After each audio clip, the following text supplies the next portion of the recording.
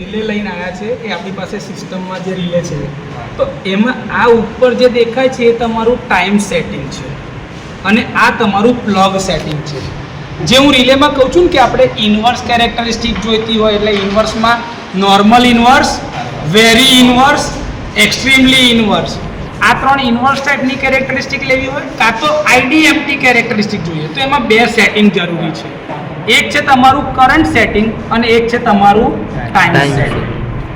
હવે આ જે કરંટ સેટિંગ છે જો એમાં આ લખેલું છે ઉપર કે તમે કેટલું કરંટનું સેટિંગ રાખતા જાઓ છો એમાં પ્લગ સેટિંગ કહેવાય. આને શું કહેવાય? એના પ્લગ સેટિંગ. શું કહેવાય?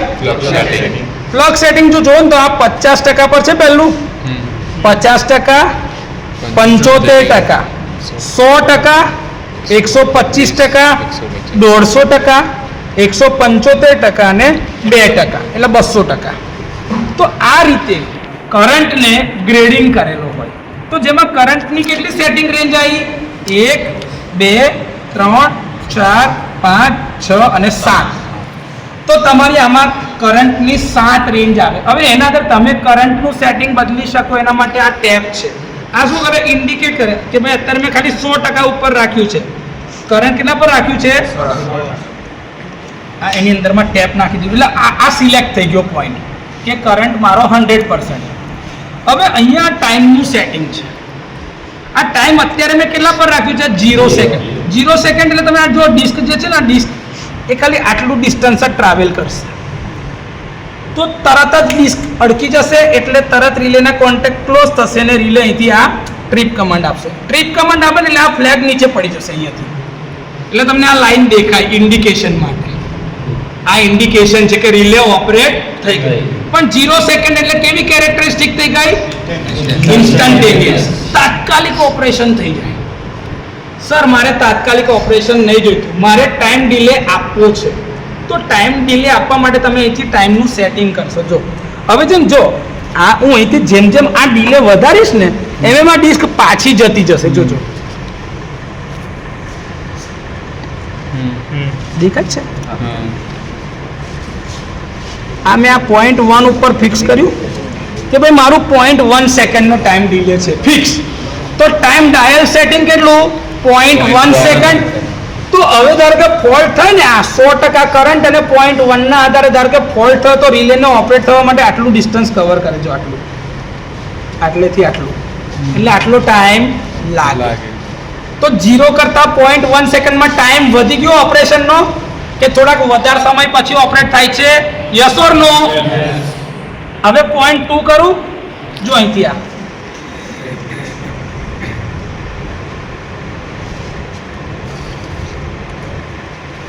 ટાઈમ ડાયલ સેટિંગ કર્યો 0.2 તો રિલે હજી ઓર પાછી ગઈ.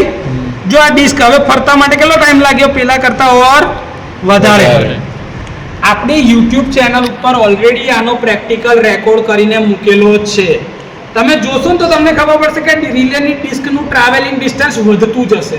જેટલું ડિસ્ટન્સ વધશે એટલો ટાઈમ ઓફ ઓપરેશન વધારે મળશે એટલે ઓપરેશન થવામાં વાર લાગશે. પ્લગ સેટિંગ પાછું વધી જાય ને તો રિલેનું ડિસ્ટન્સ ઓર ફાસ્ટ થઈ જાય, ઝડપથી ઓપરેટ થાય. કેમ? કેમ કે કરંટ વધે એટલે કરંટના સ્ક્વેરનો ટોર્ક વધી જાય એટલે ડિસ્ક ફટાફટ. તમે પેલું કેવું એક્સેલરેટર આપો છો, નોર્મલ સ્પીડ પર 40 પર જતા હોય 60 ઉપર કરો તો એટલું ડિસ્ટન્સ ટ્રાવેલ કરવામાં સમય ઓછો થાય. 80 પર જાઓ તો 100 પર જાઓ તો બસ. એ જે છે ને આ સ્પીડ એક્સેલરેટર આ છે. ટોર્ક બદલવા માટે જવાબદાર પરિબળ આ છે એક મુખ્ય કે જે એક્સપોનેન્શિયલી કરંટની સ્પીડ બદલે એના લીધે ટોર્ક વધઘટમાં જે વધારો ઘટાડો થશે આના લીધે થશે. આજે આ બદલું જો 0.3. હવે આ પછી ફોલ્ટ થઈ ગયા, ક્લિયર થઈ જાય પછી આ રીસેટ કરો. નીચેથી એક ફ્લેગ આવે એ ફ્લેગથી રીસેટ કરો. પેલી રિલેમ બતાવ્યો તમે યાદ છે?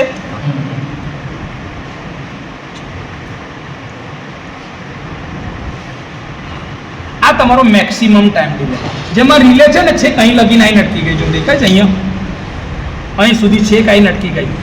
આનાથી આગળ હવે રિલે જાય જ ના. એને કહેવાય બેક સ્ટોપ. શું કહેવાય? સ્પ્રિંગ વાળું બેક સ્ટોપ કે રિલે અહીંથી પાછી જાય. હવે જ્યારે આવું થાય તો રિલેનો ઓપરેટ થવા માટે ડિસ્ટન્સ જો કેટલું ટ્રાવેલ કરવું પડે? કેટલી બધી વાર લાગી. એટલે જેમ જેમ ટાઈમ ડાયલ સેટિંગ વધારે થાય એમ એનો ઓપરેટિંગ ટાઈમ શું થાય? વધતો જાય. ક્લિયર? ઓકે સર, એટલે મને ખબર પડી કે એનો ઓપરેટિંગ ટાઈમ જે છે ટાઈમ ડાયલ સેટિંગના સમપ્રમાણમાં છે.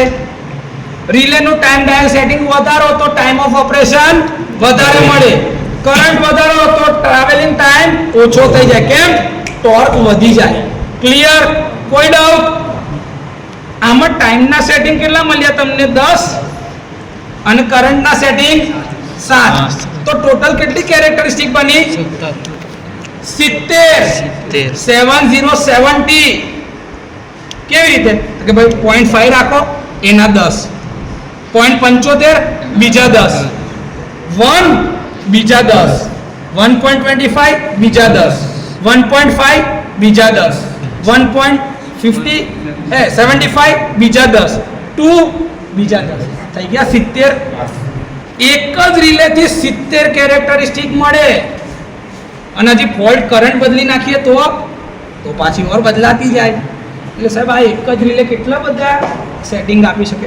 અને ધારો કે ફોલ્ટ કરંટ બદલાય તો મારે રિલે આખી બદલવી ના પડે, એટલા માટે આ કરંટ અને ટાઈમની સેટિંગની રેન્જ આપેલી છે કે અલગ અલગ પરિસ્થિતિમાં એક જ રિલેથી બધું જ થઈ શકે. એટલા માટે રિલે બદલવી ના પડે એ હેતુસર કરંટનું સેટિંગ અને ટાઈમનું સેટિંગ આપેલું છે. ક્લિયર? કોઈ ડાઉટ?